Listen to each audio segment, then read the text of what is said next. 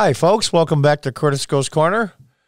Boy, this is a nice, there's a lot of, I criticize a lot of things and politicians, and I got mad in a video concerning the World Health Organization, and now they changed their mind about the lockdowns. But this is a story that I think people forget, that these judges and even senators, and I'll even break down and say Congress people, they're humans too. And they have a story to tell. And this is a great story.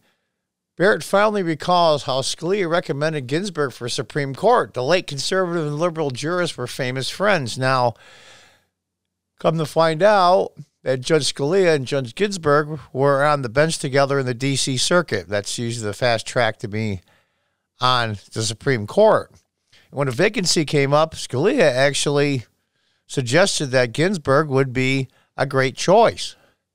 And that shows a lot of class. And now it shows Senator Sass from Nebraska questioning Judge Barrett. But they go on to ask Supreme Court nominee Judge Amy Coney Barrett, clerk for the late Justice Antonin Scalia earlier in her legal career. And during her confirmation hearing on Tuesday, she discussed the friendship she had with Justice Ruth Bader Ginsburg and how Scalia recommended the liberal icon for the High Court. Ginsburg and Scalia, rest both their souls. Senator Ben Sass, Nebraska, asked Barrett about the friendship between the conservative and liberal heavyweights and how it impacted her, leading her finally to recall their friendship. Barrett said, when the vacancy came up, Justice Scalia recommended her even though they'd been together on the D.C. Circuit. That's where they got to know each other. And he knew that she had a different jurisprudential, try that, say that 3 times, approach, Barrett said. And you know, a lot has been said in the weeks since Justice Ginsburg died about the friendship, because I think it speaks so well to both of their characters, and that despite the fact they had such great differences, they could fight it with the pen. When they were socializing, when they were outside of the opinion writing world, they had respect and affection for one another. And that's how I try to live my life. All right, boy, I'll tell you what. Read that paragraph 3 times and soak it in. That's a class act. That's a class act. Barrett went on to say that her personal experiences has not let political differences stand in the way of friendships, and cautioned against focusing too much on a person's political views. You know, I have friends who disagree with me vehemently about all kinds of things, but I think that is dehumanizing if we reduce people to political or policy differences that we might have with one another. And that's where I want to put in my 2 cents. I'm a former Democrat. I would call myself an old John Kennedy Democrat, now Republican for the last 7 years. And I'll tell you something, it's the way it is with these progressives now and leftists. Their whole existence is their ideology. All of it. 90 to 100% of what they are is their ideology. Conservative people, on the other hand, it's the polar opposite. Well, say, John, how can that be true? There's staunch conservatives. Yeah, there is. But we don't live our lives thinking about it every minute. We say, well, you have an ideology too as a conservative. Well, yeah, kind of, but not really. Conservatives want this. Leave me the hell alone. Let me live my life.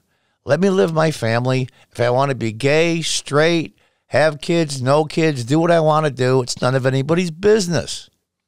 I don't care what color you are. I don't care what sex you are. I don't care. Don't bother me. I won't bother you. That's a great way to live. And we don't think about the ideology that much. Only when confronted by these progressives and leftists who hate your guts if you don't agree with every single thing they stand for. Well, enough of that. Let's get on. It's supposed to be a good article. Here she will tie Barrett to both of the judicial stalwarts. She clerked for Scalia in 1998, and if she is confirmed to the Supreme Court, she will fill the vacancy that opened upon Ginsburg's death. It's amazing.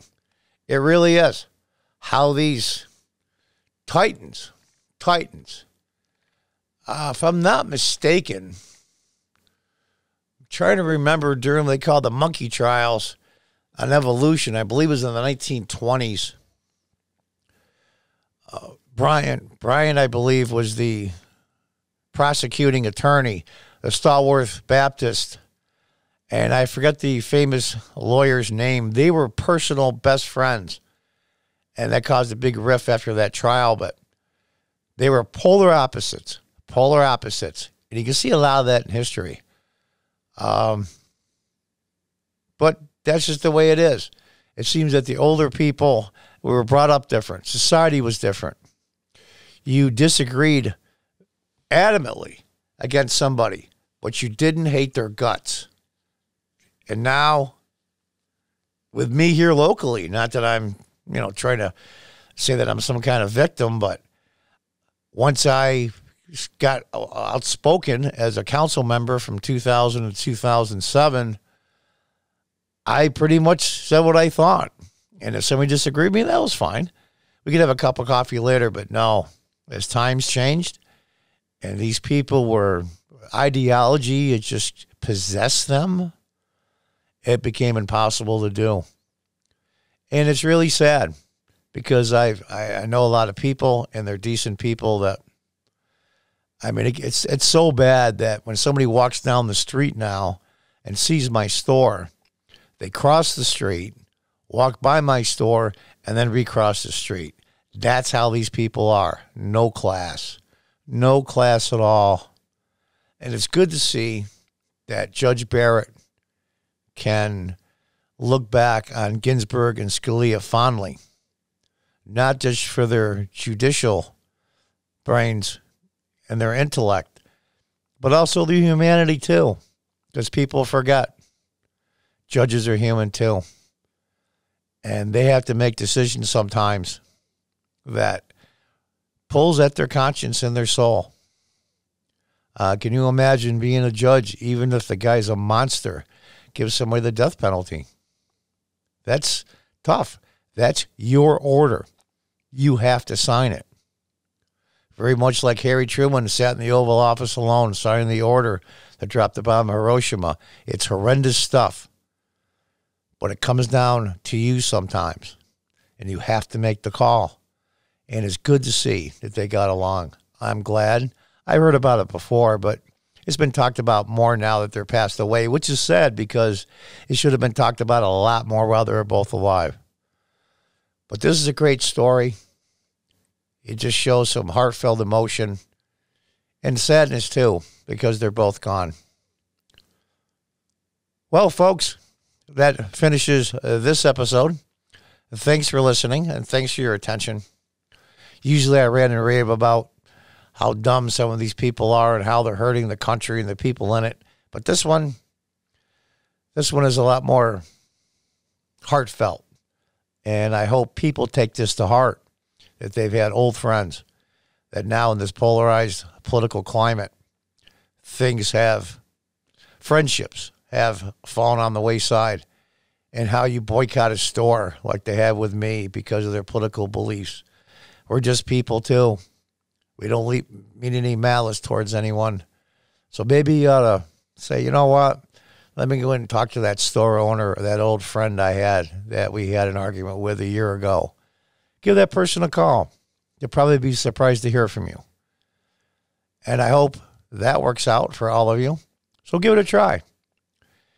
Well, that's it. Until next time, I hope everybody's safe and well. And for everyone out there, I wish them nothing but the best. So good night and good luck.